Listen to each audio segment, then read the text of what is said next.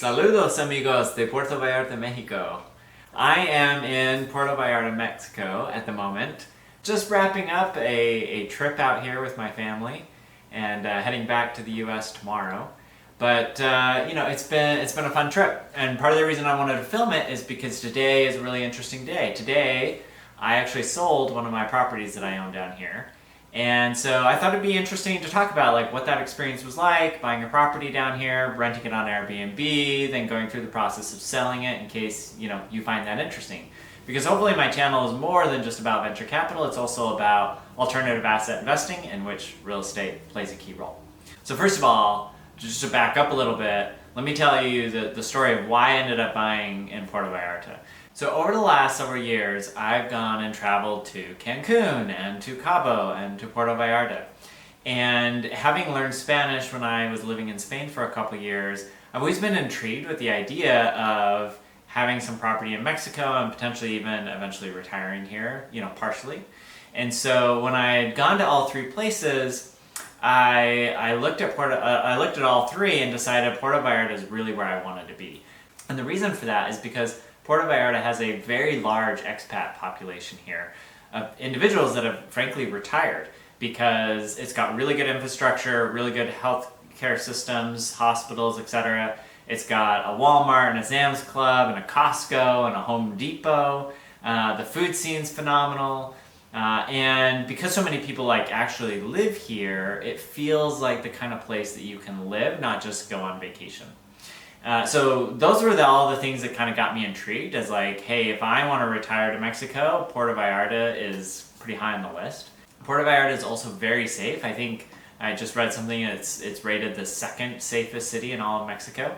And on top of that, it's one of the few cities in Mexico that has a very high-tech water treatment plant. So you can actually technically drink the water here and not get sick. I still purify it myself or drink bottled water, but technically you could drink the water here.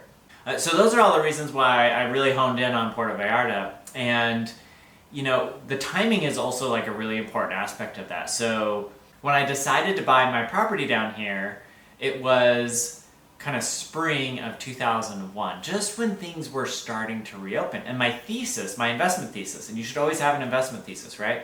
When you're making investments. My investment thesis was that vacation places like Puerto Vallarta, like Cabo, like Cancun, and others had just gone for basically a whole year without any travelers, right, due to COVID. And likely those economies had been decimated, and so there would be people that were in tight situations that needed to liquidate their properties in order to get cash, and that now would be a good time to go in and buy because one, we could start to see that things were starting to reopen, and so people would start coming back in, but it hadn't fully reopened yet. So for example, in Puerto Vallarta, the summer is actually the slow season because it's pretty hot.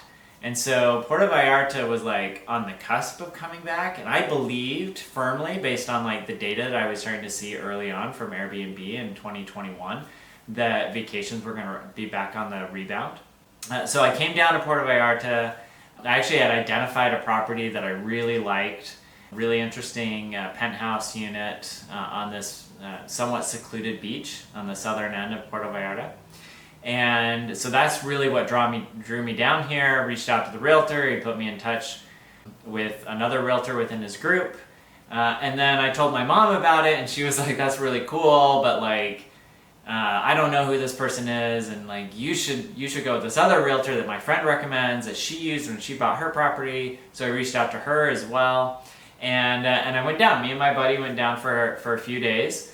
We did a day with one realtor, and we looked at a ton of properties, including the one that I had found, which once I saw in person, I was like, yes, this is the one. I love it. It's ready to go.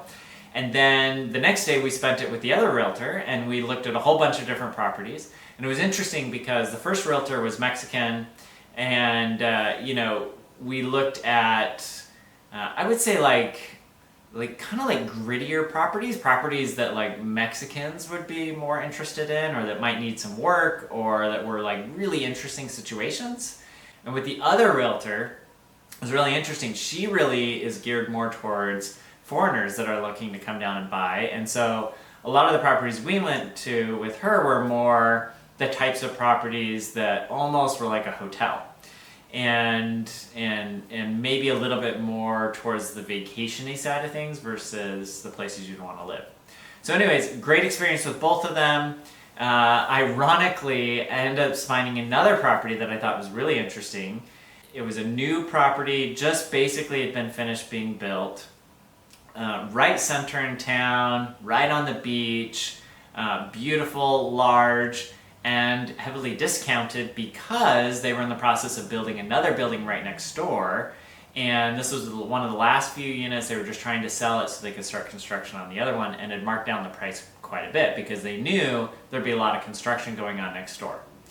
So I had these two properties. I had the one that I really loved that I thought, wow, this is a property that I could actually retire into. And then I had this other property that was like, it seemed like the safe bet from like a rental perspective because it was just like right in the middle of the town, brand new, very much like going into a hotel.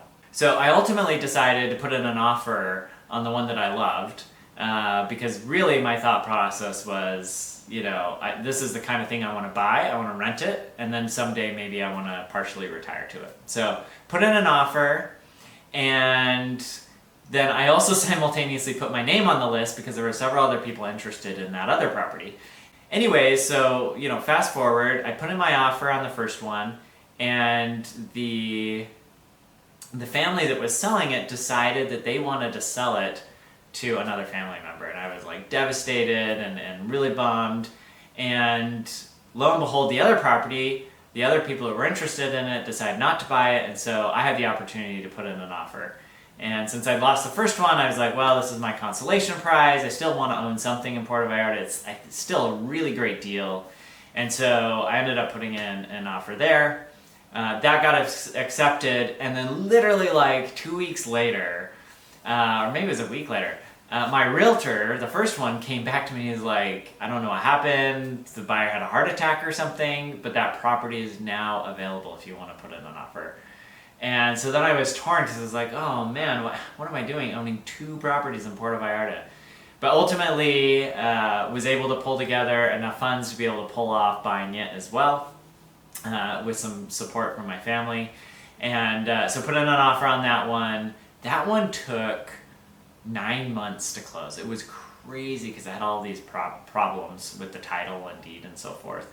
My other property closed within a couple months. And so I put in the offer in early June, was closed by August, flew out there with my family. Immediately, as soon as we got there, had to run and go buy mattresses and set it up and put it in there. And then, we slept, we were there for a couple of weeks while we were trying to get that whole condo set up, which was an interesting experience in of itself. Fortunately, I speak Spanish, so that was good, but it was just kind of like running around, trying to find people. My big pro tips were, like, I love to shop, which I know is a little weird for a guy, but I like it. And I love like hunting for bargains. And so one of the things that I did that was great was I found this woman who had just started her own carpentry business. And she and I worked closely to create all of the furniture in the condo, and including some of my very own designs that I came up with. And so because she was new in the business, I got a really good deal on my furniture. And so my condo was full of beautiful handmade exotic wood furniture that I was able to get relatively affordably. So anyways, it took me, even with all of that, it took me like a solid 3 to 4 months to get everything set up and to be able to start renting it. So, closed in August, ended up working on it. I rented it to a friend of mine who came there and just really kind of house sat with it. I hired some other guys to come in and do some work. And ultimately, when it was done, I started renting it at the very end of November. So it took several months for it to get to that point that it was rentable. And I went down a few times to check in on it and work on it and so forth. Definitely not as easy as some of the TikToks or other YouTube videos you see where somebody buys an Airbnb and within 48 hours they have it fully stocked and ready to go. Definitely not that simple in Mexico. The interesting thing in Mexico, especially in Puerto Vallarta, is you can get anything. Amazon works down there, Mercado Libre, which is like the Mexican version of Amazon, is down there, which is great. But everything just is like a little bit harder to find, a little bit more expensive if it's imported, and takes a little bit more time. Just everything kind of takes more time. So that was like a big key learning. The other key learning, and you know, if buying property down in Mexico is something you're interested in, I've discovered it's really hard to borrow money. So you can borrow money, like a loan against your property, but it ends up being like really expensive. So the loans look like you're paying really high interest rates. So at the time when interest rates in the US were trading at like 2, 3, 4% for a mortgage, here they were like 8, 10, 12%. So really high on a relative basis. And then you couldn't borrow like the same amount that you could in the US. So in the US, if you buy a house, it's like 20% down over a 30-year mortgage, right? Here, it's like 40% down for like a maximum of like 20 years. And then you're paying pretty high closing costs and other things. And so like when you bake it all in, it ended up not being super attractive. And so I found other debt facilities in the US and leveraged some of my other assets in order to make that work. But it's something to be aware of. It's not as easy to get access to the debt markets down in Mexico. And it was interesting, like my one realtor was like, the one that works mostly with people from outside of Mexico was like, oh, everybody just pays cash. Right? And it like kind of blew my mind that I was like, really? Like people have like $500,000 of cash just sitting there, like a lot of people, because there are a lot of properties down here. But what I discovered talking to my other realtor and talking to lenders and so forth is that's not always the case. And if they do, most people will take out like home equity lines of credit against their primary residence in the US and use that to buy, which can be risky because home equity loans tend to have a variable rate. And so at the time when rates were super low, that made a ton of sense. But as rates have gone up, it's become more and more expensive to do that. And so I don't know if it's something that I necessarily recommend, but it is something to think about. Ultimately, I think Mexico is like one of the best places to be investing right now. They were really smart in that they started tackling inflation far earlier than the US did. And because of that, they actually don't have as bad of inflation in Mexico as we do in the US. And you see that in the exchange rate between pesos and dollars. The dollar has actually weakened significantly against the peso. When I first bought my condo and started coming down here, usually like a dollar would buy you 20 pesos. Today it buys you about 17. So it's about a 15% decrease, which is actually like kind of meaningful. Kind of hurts the pocketbook, honestly. But the flip side is that as Americans have gotten a lot of money, they have, from stimulus packages, from the strength of the US economy, a lot of that money has actually flowed down to Mexico.